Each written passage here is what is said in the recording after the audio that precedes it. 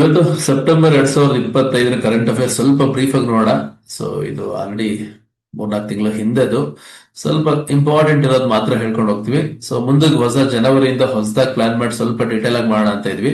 ತುಂಬಾ ಜನ ಕೇಳ್ತಾ ಇದ್ರಿ ಹಳೆದೆಲ್ಲ ಮುಗಿಸಿ ಅಂತ, ಅದಕ್ಕೋಸ್ಕರ ನಾನು ನಮ್ ದರೇಶ್ ಕೂತ್ಕೊಂಡು ಸಿಂಪಲ್ ಆಗಿ ರೆಡಿ ಮಾಡಿ ನಿಮ್ಗೆ ಹೇಳ್ತಾ ಇದೀವಿ. ಆ, ಈಗ ಎನ್ವಿರಾನ್ಮೆಂಟ್ ಸಂಬಂಧಪಟ್ಟಂಗೆ ಹಿಮಾಚಲ ಪ್ರದೇಶದ ಶೀತ ಮರುಭೂಮಿ ಇದನ್ನ ವಿಶ್ವ ಜೈವಿಕ ಸಂರಕ್ಷಿತ ಪ್ರದೇಶ ಅಂತ ಅಂದ್ಬಿಟ್ಟು ಯುನೆಸ್ಕೋದವರು ಡಿಕ್ಲೇರ್ ಮಾಡಿದ್ದಾರೆ. ಸೊ ಇನ್ನ ಎಕ್ಸ್ಪ್ಲನೇಷನ್ಸ್ ಎಲ್ಲ ನೀವು ನೋಡ್ಕೊಳ್ಳಿ. ಅದೆಲ್ಲ ಕೆಲವ್ರಿಗೆ ಬೋರ್ ಅನ್ಸ್ಬೋದು, ನಾವು ಎಕ್ಸ್ಪ್ಲನೇಷನ್ ಕೊಡ್ತಾ ಹೋದ್ರೆ. ಸ್ಕ್ರೀನ್ ಮೇಲೆ ಹಾಕಿದ್ವಿ, ನೀವು ನೀಟಾಗಿ ಒಂದ್ಸರಿ ನೋಡ್ಕೊಂಡು ಹೋಗಿ. ಅಂಡ್ ಆಮೇಲೆ ಥಾಮಿನಿ ಘಟ್ಟದಲ್ಲಿ ದಾಖಲೆ ಮಳೆ ಅಂತೆ, ಮಹಾರಾಷ್ಟ್ರದ ಪುಣೆ ಜಿಲ್ಲೆಯ ಥಾಮಿನಿ ಘಟ್ಟ. ಸೊ ಇದು ಮೌಸಿನ್ರಾ ಮತ್ತೆ ಚಿರಾಪುಂಜಿ ಅದಕ್ಕಿಂತನೂ ಕೂಡ ಜಾಸ್ತಿ ಮಳೆ ಬಂದಿದೆ ಅಂತೆ. ಜಸ್ಟ್ ನಂಬರ್ಸ್ ಏನ್ ಐ ಥಿಂಕ್ ಇಂಪಾರ್ಟೆಂಟ್ ಅಲ್ಲ, ಜಸ್ಟ್ ಒಂದ್ಸರಿ ನೋಡ್ಕೊಂಡಿರಿ. ಕರೆಂಟ್ ಅಫೇರ್ಸ್ ಏನ್ ಬೇಕಾದ್ರೂ ಕೇಳಬಹುದು ಒಂದೊಂದ್ಸರಿ, ಸುಮ್ಮನೆ ಜಸ್ಟ್ ಒಂದು ನೋಡ್ಕೊಂಡು ಹೋಗಿ. ಅಂಡ್ ಭಾರತದ ಮೊದಲ ಡುಗಾಂಗ್ ಸಂರಕ್ಷಣಾ ಪ್ರದೇಶ. ಸೊ ಬಹಳ ಬ್ಯೂಟಿಫುಲ್ ಒಂದು ಅನಿಮಲ್ ಇದು. ಇದು ತಮಿಳುನಾಡಲ್ಲಿ ಮಾಡ್ತಾ ಇದ್ದಾರೆ. ಸೊ ತಮಿಳುನಾಡು ಸರ್ಕಾರವು, ಕೇಳ್ಬೋದು ಎಲ್ಲಿ ಅಂತ, ಪಾಕ್ ಕೊಲ್ಲಿ, ಪಾಕಿಸ್ತಾನ ಅಲ್ಲ, ಆಮೇಲೆ ಪಾಕ್ ಸ್ಟೇಟ್ ಕೇಳಿದಿರಲ್ವಾ, ಅಲ್ಲಿ ಮಾಡ್ತಾ ಇದ್ದಾರೆ. ಸೊ ಇದನ್ನ ಪ್ರೊಟೆಕ್ಟ್ ಮಾಡಬೇಕು ಅಂತ ಅಂದ್ಬಿಟ್ಟು. ಸೊ ಇದೆಲ್ಲ ತುಂಬಾ ಇದ್ರೆ ಅಳಿವಿನಂಚಿನಲ್ಲಿದೆ, ಅದನ್ನ ಪ್ರೊಟೆಕ್ಟ್ ಮಾಡಬೇಕು ಅಂದ್ಬಿಟ್ಟು ಸೊ ತಮಿಳುನಾಡಲ್ಲಿ ಸೊ ಭಾರತದ ಮೊದಲ ಡುಗಾಂಗ್ ಸಂರಕ್ಷಣಾ ಪ್ರದೇಶ. ಆಮೇಲೆ ಪ್ರಾಜೆಕ್ಟ್ ಚೀತಾ, ಇದನ್ನ ಬೋಟ್ಸ್ವಾನದಿಂದ ಹೊಸ ಅತಿಥಿಗಳು ಅಂದ್ರೆ ಚೀತಾಗಳನ್ನ 8 ರಿಂದ 10 ತಗೊಂಡ್ಬರ್ಬೇಕು ಅಂದ್ಬಿಟ್ಟು ಇಲ್ಲಿಗೆ ಮಧ್ಯಪ್ರದೇಶದ ಅಭಯಾರಣ್ಯಗಳಿಗೆ ತರಬೇಕು ಅಂತ ಪ್ಲಾನ್ ಮಾಡ್ತಾ ಇದ್ದಾರೆ. ಪ್ರಾಜೆಕ್ಟ್ ಚೀತಾ ಕೇಳ್ಬೋದು ಯಾವ ದೇಶದಿಂದ ತರಬೇಕು ಅಂತ ಪ್ಲಾನ್ ಮಾಡ್ತಾ ಇರ್ತಾರೆ ಅಂತ. ಸೊ ನೀವು ಬೋಟ್ಸ್ವಾನ ಅಂತ ಹಾಕ್ಬೇಕಾಗುತ್ತೆ. ಸೊ ಇನ್ನ ಇಷ್ಟು ಕೂಡ ಬೇಸಿಕ್ ಆಗಿ ಎನ್ವಿರಾನ್ಮೆಂಟ್ ಸಂಬಂಧಪಟ್ಟಾಗ. ಇನ್ನು ನ್ಯಾಷನಲ್ ಕರೆಂಟ್ ಅಫೇರ್ಸ್, ಮಿಜೋರಾಂನಲ್ಲಿ ಮೊದಲ ರೈಲು ಸಂಪರ್ಕ ಮಾಡ್ತಾ ಇದಾರಂತೆ. ಸೊ ಎಲ್ಲಿ, ಭೈರಬಿ ಮತ್ತೆ ಸಾಯಿರಾಂಗ್. ನೋಡ್ಕೊಂಬಿಡಿ ಅದನ್ನ. ಇದೆಲ್ಲ ಈಗೆಲ್ಲ ನಾವು AI ಕಾಲದಲ್ಲಿ ಇದೀವಿ, ಮತ್ತೆ ಅದನ್ನ ಪ್ರತಿಯೊಂದು ನಮ್ಮ ಬಾಯಿಂದನೇ ಕೇಳ್ಬೇಕು ಅಂತಲ್ಲ, ಜಸ್ಟ್ ನೀವು ಒಂದಂಗೆ ನೋಡ್ಬಿಟ್ಟು ನೀವೇ ಆನ್ಸರ್ ಮಾಡ್ಬೇಕು. ಸೊ ಭೈರಬಿ ಮತ್ತೆ ಸಾಯಿರಾಂಗ್ ಏನ್ ವಿಶೇಷ ಅಂದ್ರೆ, ಸೊ ನಮ್ಮ ಈಶಾನ್ಯ ರಾಜ್ಯಗಳಿಗೆ ರೈಲ್ವೆ ಕನೆಕ್ಟಿವಿಟಿ ಇಲ್ಲ. ಸೊ ಇದನ್ನ ಹೊಸದಾಗಿ ಬರ್ತಿದ್ರೆ ಒಂಥರ ಡಿಫ್ರೆಂಟ್ ಆಗಿ, ಎಷ್ಟು ಕಿಲೋಮೀಟರ್ ಉದ್ದ ಆಗಲ್ಲ ಏನ್ ನೋಡಕ್ ಹೋಗ್ಬಿಡಿ, ಎಷ್ಟು ಹೆಸರು ತಿಳ್ಕೊಡಿ. ಮಿಜೋರಾಂಗೆ ಭೈರಬಿ ಸಾಯಿರಾಂಗ್ ವರೆಗೂ ರೈಲ್ವೆ ಇದನ್ನ ಮಾಡ್ತಾ ಇದ್ದಾರೆ ಅಂದ್ಬಿಟ್ಟು. ದೇಶದ ಮೊದಲ ಡ್ರೋನ್ ಯುದ್ಧ ಶಾಲೆ ಟೆಕಾನ್ಪುರದಲ್ಲಿ ಮಾಡ್ತಿದಾರಂತೆ. ಸೊ ಮಧ್ಯಪ್ರದೇಶದ ಟೆಕಾನ್ಪುರಲ್ಲಿ ಈಗೆಲ್ಲ ಡ್ರೋನ್ ಎಲ್ಲ ಸೊ ಅಡ್ವಾನ್ಸ್ಡ್ ಯೂಸ್ ಮಾಡ್ಕೊಂಡು ಫೈಟ್ ಮಾಡ್ಬೇಕಲ್ಲ ಬೇರೆ ದೇಶಗಳ ಜೊತೆ, ನಾವು ಸೇಫ್ ಆಗಿರ್ಬೇಕು ಅಂದ್ರೆ. ಸೊ ಟೆಕಾನ್ಪುರಲ್ಲಿ ಸೊ ಮೊದಲ ಡ್ರೋನ್ ಯುದ್ಧ ಶಾಲೆ ಮಾಡ್ತಾ ಇದಾರಂತೆ. ಇನ್ನ ಒಂದೇ ಮಾತ್ರ 150 ವರ್ಷ ಆಗಿದೆ. ಸೊ ಈ 2025ಕ್ಕೆ. ಸೊ ಇದನ್ನ ಬರ್ದವ್ರು ಯಾರು, ಯಾವಾಗ ಹಾಡಿದ್ರು, ಅದೆಲ್ಲ ನೀವು ಹಿಸ್ಟ್ರಿಲಿ ಓದಿರ್ತೀರಾ. ಪದೇ ಪದೇ ಏನ್ ಬೇಡ ಅದ್ರ ಡೀಟೇಲ್ಸ್ ಮತ್ತೆ ಇಲ್ಲಿ ಇದೆಲ್ಲ ಕರೆಂಟ್ ಅಫೇರ್ಸ್ ಸಂಬಂಧಪಟ್ಟಂಗೆ ನೋಡ್ಕೊಂಡು ಹೋಗೋಣ. ಸೊ ಯಾಕಂದ್ರೆ ಯಾಕೆ ಹಾಕಿದೀವಿ ಅಂದ್ರೆ, 150ನೇ ವರ್ಷ ಆಗಿದೆ ಅಂದ್ರೆ ನಿಮ್ಗೆ ಹಿಸ್ಟ್ರಿಯಲ್ಲಿ ಕ್ವಶನ್ ಬರುತ್ತೆ. 100% ಇದ್ರ ಮೇಲೆ, ಒಂದೇ ಮಾತ್ರ ಮೇಲೆ ಗ್ಯಾರಂಟಿ ಕ್ವಶನ್ಸ್ ಇರುತ್ತೆ, ಅದನ್ನ ಫೋಕಸ್ ಮಾಡಿ ಅಂತ. ನೆಕ್ಸ್ಟ್, ಭಾರತದ ಮೊದಲ ಬಿದಿರು ಆಧಾರಿತ ಎಥನಾಲ್ ಪ್ಲಾಂಟ್ ಸೊ ಅಸ್ಸಾಂನಲ್ಲಿ ಮಾಡ್ತಾ ಇದ್ದಾರೆ. ಸೊ ಬಿದಿರು ಯೂಸ್ ಮಾಡಿಕೊಂಡು ಎಥನಾಲ್ ಪ್ಲಾಂಟ್ ಮಾಡ್ತಾ ಇದ್ದಾರೆ. ಸೊ ಏನಂದ್ರೆ ಇದು ರೈತರುಗಳಿಗೆ ಸೊ ಎನ್ವಿರಾನ್ಮೆಂಟ್ ಫ್ರೆಂಡ್ಲಿ ಇರುತ್ತೆ. ಸೊ ಒಂದೊಳ್ಳೆ ಯೂಸ್ ಆಗುತ್ತೆ ಅನ್ನೋದು ಒಂದು ಡಿಫ್ರೆಂಟ್ ಒಂದು ಕಾನ್ಸೆಪ್ಟ್ ಇದು. ಸೊ ಕೇಳಬಹುದು. ಇನ್ನು ದೇಶದಲ್ಲಿ ಮೊದಲ ಹಿರಿಯ ನಾಗರಿಕರ ಆಯೋಗ ಕೇರಳದಲ್ಲಿ ಮಾಡ್ತಾ ಇದ್ದಾರೆ. ಸೊ ವಯಸ್ಸಾದವ್ರಿಗೆ, ಅವ್ರಿಗೋಸ್ಕರ ಅವ್ರ ಪ್ರೊಟೆಕ್ಷನ್ ಬೇಕಲ್ಲ, ಚೆನ್ನಾಗಿ ದುಡಿದ್ಬಿಟ್ಟು ಆಮೇಲೆ ವಯಸ್ಸಾದ್ಮೇಲೆ ಯಾರು ನೋಡ್ಕೊಳಲ್ಲ. ಸೊ ಅದಕ್ಕೋಸ್ಕರ ಅವ್ರನ್ನ ರಕ್ಷಣೆಗೆ ಏನು ಎತ್ತ ಅಂತ ಒಂದು ಕಮಿಟಿ ಬರ್ತಾ ಇದೆ. ಕಾನೂನುಗಳು ಈಗ ಮಕ್ಕಳೆಲ್ಲ ಅವ್ರ ಆಸ್ತಿ ಅದು ಇದು ಎಲ್ಲ ಕಬಳಿಸಿದ್ರೆ ಮತ್ತೆ ವಾಪಸ್ ಕೊಡ್ಬೇಕು ಅನ್ನೋ ಆರ್ಡರ್ಗಳೆಲ್ಲ ಆಗ್ತಾ ಇದೆ. ಸೊ ಅದಕ್ಕೆ ದೊಡ್ಡವ್ರನ್ನ ನೋಡ್ಕೋಬೇಕು. ಇರ್ಲಿ, ಕೇರಳದಲ್ಲಿ ಅದಕ್ಕೊಂದು ಆಯೋಗನೆ ಮಾಡಿದ್ದಾರೆ. ಸೊ ಈ ತರದಲ್ಲೆಲ್ಲ ಕೇರಳ ಮುಂದೆ. ಸೊ ಈ ತರ ಪಾಲಿಸಿಗಳೆಲ್ಲ ತಗೊಳೋದ್ರಲ್ಲಿ. ಆಮೇಲೆ ಕೇರಳದಲ್ಲಿ ಮೊದಲ ನಗರ ನೀತಿ.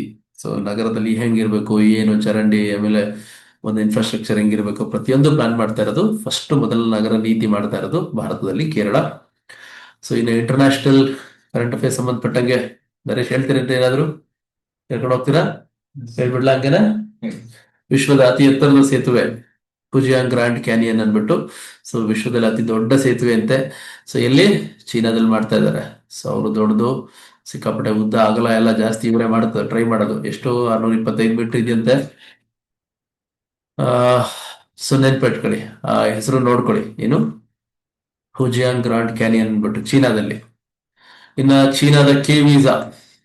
ಸೊ ಅಮೆರಿಕಾದವ್ರು H1B ವೀಸಾ ಕೇಳಿದ್ದೀರಾ, ಕೆ ವೀಸಾ ಅಂತ ಮಾಡ್ತಿದ್ದಾರೆ. ಅಮೆರಿಕಾದವ್ರು ಬಹಳ ಟೈಟ್ ರೂಲ್ಸ್ ಮಾಡ್ತಿದ್ದಾರೆ. ಬರ್ರಪ್ಪ ನೀವು ಬೇಡ, ಅಮೆರಿಕ ಬೇಡ ಅಂದ್ರೆ ನಮ್ಮಲ್ಲಿ ಬನ್ನಿ ಅಂದ್ಬಿಟ್ಟು ಕೆ ವೀಸಾ ಅಂತ ಬನ್ನಿ ಅಂತ ಕರಿತಾ ಇದ್ದಾರೆ ಚೀನಾದವರು. ಇನ್ನ ನೇಪಾಳದಲ್ಲಿ ಜನ್ಜಿ ಭ್ರಷ್ಟಾಚಾರ ವಿರೋಧಿ ಪ್ರತಿಭಟನೆ. ಸೊ ಇದಂತೂ ನ್ಯೂಸ್ ಅಲ್ಲೆಲ್ಲ ಸಾಕಷ್ಟು ನೋಡಿದ್ದೀರಾ, ರೀಲ್ಸ್ ಅಲ್ಲೆಲ್ಲ. ಸೊ ಕೇಳ್ಬೋದು ಯಾವ ಸಂಘಟನೆ ಅಂದ್ರೆ ಜೆನ್ಜಿ ಯಂಗ್ಸ್ಟರ್ಸು. ಸರ್ಕಾರನೇ ಬದಲಾಗ ಏನೇನಾಯ್ತು ಅಂತ ನೀವು ನೋಡಿದೀರಾ. ಇನ್ನ ಬ್ರಿಟನ್ ನ operation raise the colours. So very important, ಕೇಳ್ಬಹುದು. ಯಾಕೆಂದ್ರೆ ವಲಸೆ ಬರ್ತಾರಲ್ಲ, ಬಂದೆಲ್ಲ ಇಲ್ಲಿ ಬಂದ್ ಸೆಟ್ಲ್ ಆಗ್ಬಿಡ್ತಾರೆ ಬ್ರಿಟನ್ಗೆ, ನಮಗ್ ಕೆಲಸ ಕಾರ್ಯ ಇಲ್ಲ ಅನ್ಬಿಟ್ಟು ಹೆಸರು ಕೇಳ್ತಾರೆ ನಿಮ್ಗೆ. ಆಪರೇಷನ್ ರೈಸ್ ದಿ ಕಲರ್ಸ್ ಯಾವ್ದಕ್ ಸಂಬಂಧಪಟ್ಟಿದೆ ಅಂದ್ರೆ ಸೊ ವಲಸೆನ ವಿರೋಧ ಮಾಡೋ ಅಂಥದ್ದು. ಆಯ್ತಾ? ಸೊ ಕೇಳ್ಬಹುದು. ಇನ್ನ ರಾಗಸ್ ಉಷ್ಣವಲಯದ ಚಂಡಮಾರುತ. ಸೊ ಇತ್ತೀಚೆಗೆ ಸೈಕ್ಲೋನ್ ಎಫೆಕ್ಟ್ ಎಲ್ಲ ನೋಡೋದ್ವಲ್ಲ, ಸೊ ಆ ಟೈಮಲ್ಲಿ ಅದು ಎಲ್ಲಿ ಏನಾಯ್ತು ಒಂದ್ಸರಿ ನೋಡ್ಕೊಳ್ಳಿ. ಎಕ್ಸಾಮ್ ಅಲ್ಲಿ ಕೇಳ್ಬಿಡ್ತಾರೆ ಯಾವ ಸರೋವರದಲ್ಲಿ ಯಾವ ಎಲ್ಲಿ ಬಂತು ಅಂತ. ಪೆಸಿಫಿಕ್ ಸಾಗರದಲ್ಲಿ ಉಂಟಾದ ಚಂಡಮಾರುತ. ಈ ಕಥೆ ಎಲ್ಲ ಬೇಡ, ನೀವು ನೋಡ್ಕೊಳ್ಳಿ. ಯಾಕಂದ್ರೆ ಅದನ್ನೆಲ್ಲ ಮಾಡ್ಕೊಂಡು ಕೂತ್ಕೊಂಡ್ರೆ ಮತ್ತೆ ಟೈಮ್ ವೇಸ್ಟ್. ತುಂಬಾ ಬ್ರೀಫ್ ಆಗಿ ಮಾಡೋಣ ಅಂತ ಡಿಸೈಡ್ ಮಾಡಿದೀವಿ. ಸೊ ರಾಗಾಸ್ ಚಂಡಮಾರುತ ನೆನಪಿರ್ಲಿ ನಿಮ್ಗೆ, ರಾಗಾಸ್ ಅನ್ನೋದೇನು ಅಂತ ಅಂದ್ಬಿಟ್ಟು. ಆಮೇಲೆ ನಮ್ಮ ಪ್ರಧಾನಿ ಮೋದಿ ಅವರಿಗೆ ಜಪಾನ್ ನಲ್ಲಿ ದಾರುಮ ಗೊಂಬೆ ಕೊಟ್ಟಿದ್ದಾರಂತೆ. ಒಳ್ಳೆ ಫ್ರೆಂಡ್ ನಮ್ಮ ಜಪಾನ್ ಮತ್ತೆ ಇಂಡಿಯಾ ಫ್ರೆಂಡ್ಶಿಪ್ಗೋಸ್ಕರ ಸ್ನೇಹದ ಸಂಕೇತ ಅಂತದ್ದು ಕೊಟ್ಟಿದ್ದಾರೆ. ಇನ್ನ ಜಾಗತಿಕ ನಾವೀನ್ಯತೆ ಸೂಚ್ಯಂಕ. ಸೊ 2025 ಇದನ್ನ ರಿಲೀಸ್ ಮಾಡೋದು WI ಇದನ್ನ ಸಂಸ್ಥೆ. ನೋಡ್ಕೊಳ್ಳಿ, ವಿಶ್ವ ಬೌದ್ಧಿಕ ಆಸ್ತಿ ಸಂಸ್ಥೆ, ಅದು ಫುಲ್ ಫಾರ್ಮ್ ನೋಡ್ಕೊಳ್ಳಿ, ಸಾಕಷ್ಟು ಸರಿ ಹೇಳಿದೀವಿ. ಸೊ ಈ ಇಂಡೆಕ್ಸ್ ಅಲ್ಲಿ ಭಾರತ 38ನೇ ಸ್ಥಾನದಲ್ಲಿದೆ. ಅಂದ್ರೆ ಇನ್ನು ಮುಂದಕ್ಕೆ ಹೋಗ್ಬೇಕು ನಾವು. ಇಲ್ಲಿ ಒಳ್ಳೊಳ್ಳೆ IT ಕಂಪ್ನೀಸ್ ಎಲ್ಲ ಇರೋದ್ರಿಂದ ಭಾರತ ಒಳ್ಳೆ ಟಾಪ್ ಅಲ್ಲೇ ಇದೆ, 38. ಇನ್ನು ಮುಂದಕ್ಕೆ ಹೋಗ್ಬೇಕು. ಆಯ್ತಾ? ಸೊ ಇನ್ನು ಕರ್ನಾಟಕ ರಿಲೇಟೆಡ್ ಹೇಳ್ಬೇಕು ಅಂದ್ರೆ ಬೆಂಗಳೂರಿನ ಕಂಟೋನ್ಮೆಂಟ್ ರೈಲ್ವೆ ಕಾಲೋನಿ ಇದೆಯಲ್ಲ, ಅದನ್ನ ಜೈವಿಕ ವೈವಿಧ್ಯ ತಾಣ ಅಂತ ಅಂದ್ಬಿಟ್ಟು ಕರ್ನಾಟಕ ಸರ್ಕಾರ ಘೋಷಣೆ ಮಾಡಿದೆ. ಯಾಕಂದ್ರೆ ಅಲ್ಲಿ ಒಳ್ಳೊಳ್ಳೆ ಮರಗಳಿದೆ, ರೈಲ್ವೆ ಸ್ಟೇಷನ್, ಸೆಂಟ್ರಲ್ ಪ್ಲೇಸ್ ಇದೆ, ಬೆಂಗಳೂರಿನ ಮೈನ್ ಹೆಡ್ ಕ್ವಾರ್ಟರ್ಸ್ ಅಲ್ಲಿ ಇದೆ. ಸೊ ಅದಕ್ಕೋಸ್ಕರ ಕೇಳಬಹುದು. ಇನ್ನ ನಮ್ಮ SL ಭೈರಪ್ಪ ಅವರು ಸಾಹಿತಿಗಳು ನಿಧನರಾಗಿದ್ದಾರೆ. ಸೊ ಅವ್ರ ಕೃತಿಗಳು ಬೇಜಾರಾಗಿ ನೋಡ್ಕೊಳ್ಳಿ. ಇಲ್ಲಿ ಸಿಂಪಲ್ ಆಗಿ ಹಾಕಿದೀವಿ, ಪರ್ವ, ದಾಟು ಇವೆಲ್ಲ ನೋಡಿದ್ರೆ ಇನ್ನು ಸಾಕಷ್ಟಿದೆ ಕೃತಿಗಳು. ಅವ್ರು ನೋಡ್ಕೊಳ್ಳಿ. 100% ಇವ್ರ ಮೇಲೆ ಕರೆಂಟ್ ಅಫೇರ್ಸ್ ಅಥವಾ ಇವ್ರ ಕೃತಿ ಮೇಲೆ 100% ಇದ್ದೇ ಇರುತ್ತೆ. ಸೊ ಸತ್ತೋದ್ರು ಅನ್ನೋದು ಇಂಪಾರ್ಟೆಂಟ್ ಅಲ್ಲ. ಅಂದ್ರೆ ಇಂಪಾರ್ಟೆಂಟ್ ಅಲ್ಲ ಅಂತಂದ್ರೆ ಯಾರು ಸತ್ರು ಅಂತ ಏನ್ ಕೇಳಲ್ಲ, ಅವರ ಪುಸ್ತಕಗಳು ಅಂದ್ರೆ ಅವರು ನಮ್ಮ ಒಂದು ಸಾಹಿತ್ಯಕ್ಕೆ ಏನ್ ಕೊಡುಗೆ ಕೊಟ್ಟಿದ್ದಾರೆ ಅದು ಮೇಯ್ನ್, ಅದನ್ನ ಫೋಕಸ್ ಮಾಡಿ ಅಂತ ಅನ್ಬಿಟ್ಟು. ಇದು ಪ್ರತಿಯೊಬ್ಬರಿಗೂ ಗೊತ್ತಿರುತ್ತೆ. ಭೈರಪ್ಪ ಅವರು ಅಂದ್ರೆ ಟಿವಿಯಲ್ಲೆಲ್ಲ ನೋಡಿರ್ತೀರಾ. ಬಟ್ ಅವ್ರದ್ದು ಏನು ಕೃತಿಗಳು ಬರ್ದಿದಾರಲ್ಲ ಅದ್ರ ಮೇಲೆ, ಅದು ಯಾವ್ದಾದ್ರು ಕೃತಿಗೆ ವಿಶೇಷವಾಗಿ ಏನಾದ್ರು ಬಂದಿದ್ರೆ 100% ನಿಮ್ಗೆ SL ಭೈರಪ್ಪ ಅವ್ರ ಕೃತಿನೇ ಕೇಳ್ತಾರೆ ಅಂತ. ಅಂದ್ರೆ ನೀವು ಗೆಸ್ ಮಾಡ್ಬೋದು, ಸರ್ ಹೆಂಗೆ ಎಷ್ಟೊಂದ್ ಜನ ಕವಿಗಳು ಓದೋದು, ನಿಮ್ಗೆ ಓದಕ್ ಟೈಮ್ ಇಲ್ಲ ಅಂದ್ರೆ SL ಭೈರಪ್ಪ ಅವ್ರದ್ದು, ಅಥವಾ ಇತ್ತೀಚೆಗೆ ಯಾರಾದ್ರೂ ಅವ್ರಿಗೆ ಪ್ರಶಸ್ತಿ ಬಂದಿದ್ರೆ, ಇವಾಗ ದಸರಾ ಉದ್ಘಾಟನೆಗೆ ಒಬ್ಬರಿದ್ರು, ಅವ್ರ ಕೃತಿಗಳು ನೋಡ್ಕೊಳೋದು, ಭೈರಪ್ಪ ಅವ್ರದ್ದು ನೋಡ್ಕೊಳೋದು, ಸತ್ತೋಗಿದಾರಲ್ಲ ಅದಕ್ಕೋಸ್ಕರ. ಅದ್ರ ರಿಲೇಟೆಡ್ ನೋಡಿದಾಗ ನಿಮ್ಗೆ ಎಲ್ಲರದ್ದು ಓದೋ ಅವಶ್ಯಕತೆ ಇಲ್ಲ. ಸ್ವಲ್ಪ ಸ್ಮಾರ್ಟ್ ಆಗಿ ಓದ್ಬೇಕು. ತುಂಬಾ ಮೈಂಡ್ ಅಲ್ಲಿ ನೆನ್ಪಿಟ್ಕೊಳ್ಳೋದು ಸಾಕಷ್ಟು ಇರುತ್ತೆ. ಸ್ಮಾರ್ಟ್ ಆಗಿ ವರ್ಕ್ ಮಾಡಿದ್ರೆ ಇಂಪಾರ್ಟೆಂಟ್ ಇರೋದು ಮಾತ್ರ ನೋಡ್ಕೋಬೇಕು. ಈ ಮೈಸೂರು ದಸರಾ ಬಾನು ಮುಷ್ತಾಕ್ ಅವರು ಉದ್ಘಾಟನೆ ಮಾಡಿದಾರಂತೆ.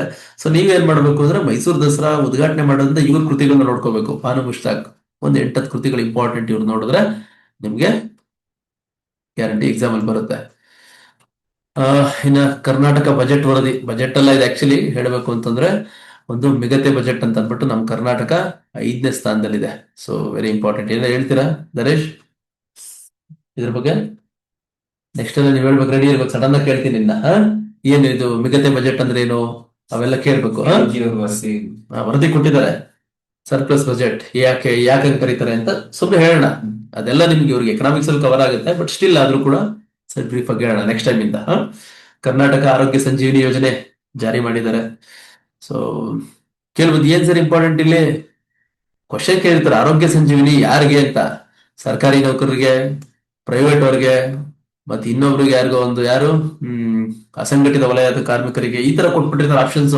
ನೋಡಕ್ ಕ್ವಶನ್ ಸಿಂಪಲ್ ಇರುತ್ತೆ, ನೀವು ಆನ್ಸರ್ ಮಾಡಕ್ ಆಗಲ್ಲ ಅಲ್ಲಿ. ಇದು ರಾಜ್ಯ ಸರ್ಕಾರಿ ನೌಕರರಿಗೆ ಮಾಡಿರೋಂಥದ್ದು ಆರೋಗ್ಯ ಸಂಜೀವಿನಿ ಯೋಜನೆ. ಆಯ್ತಾ? ನೆನಪಲ್ಲಿರ್ಲಿ. ಇನ್ನು ದಾದಾ ಸಾಹೇಬ್ ಫಾಲ್ಕೆ ಪ್ರಶಸ್ತಿ ನಮ್ಮ ಮೋಹನ್ ಲಾಲ್ ಅವ್ರಿಗೆ ಕೊಟ್ಟಿದ್ದಾರೆ, ಮಲಯಾಳಂ ಮೋಹನ್ ಲಾಲ್. ಸೊ ನೆನಪಲ್ಲಿ ಇಟ್ಕೊಳ್ಳಿ, ವೆರಿ ಇಂಪಾರ್ಟೆಂಟ್, ಕೇಳಬಹುದು.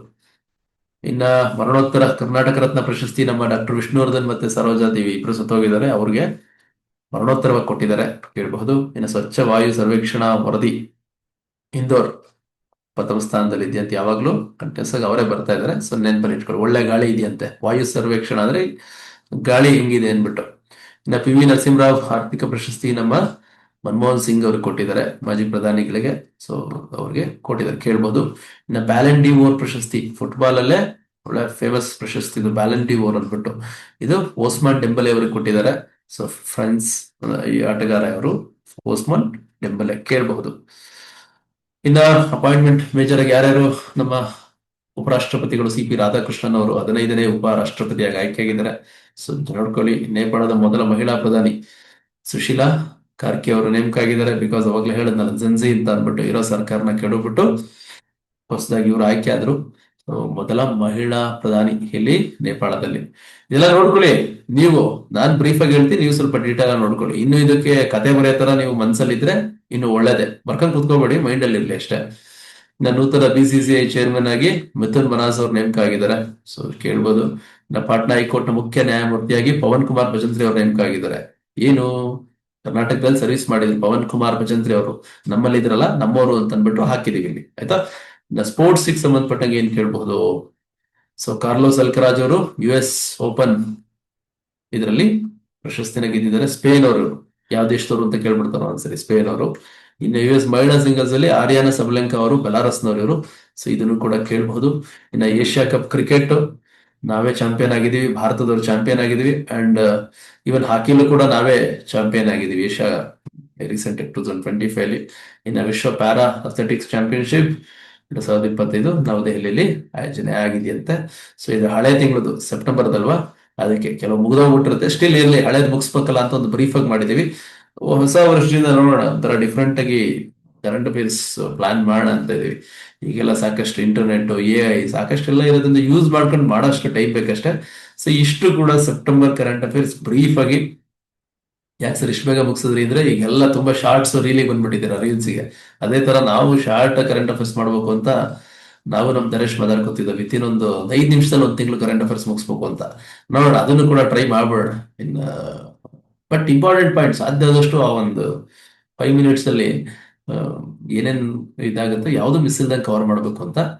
ಆ, ಸಿಗೋಣ ಆಯ್ತಾ. ಚೆನ್ನಾಗಿ ಓದಿ. ಇನ್ ಮಿಕ್ಕಿರೋ ಕರೆಂಟ್ ಅಫೇರ್ಸ್ ನ ಸೊ ಇನ್ನ 2-3 ಡೇಸ್ ಅಲ್ಲಿ ಅದನ್ನು ಕೂಡ ಮುಗಿಸ್ಕೊಡ್ತೀವಿ. Thank you. ಬೈ.